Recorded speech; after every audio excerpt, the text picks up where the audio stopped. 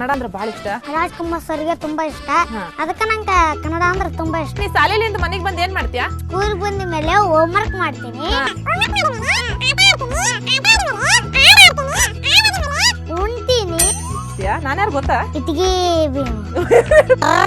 Sir ನಂಗೆ ತುಂಬಾ ಇಷ್ಟ. ಅವ್ರ ಫಿಲಮ್ ಒಂದು ಸಾಂಗ್ ಹಾಡ್ಬೇಕು. ಕಾಣದಂತೆ ಮಾಯವಾದನು ನಮ್ಮ ಶಿವ ಕೈಲಾಸ ಸೇರಿಕೊಂಡನು.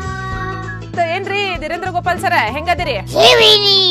ಮಲ್ಲಿಂಗಿ ಇವಾಗ ನೋಡು, ನೀನ್ ಬಾಳ್ ಸಣ್ಣವದಿಯ.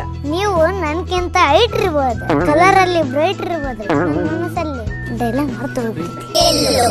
ಚಶ್ಮಾ ಹಾಕೊಂಡ್ ರೆಡಿ ಆಗಿಲ್ಲ, ಯಾವ ಸಾಂಗ್ ಆಡ್ತೀಯ ಈಗ?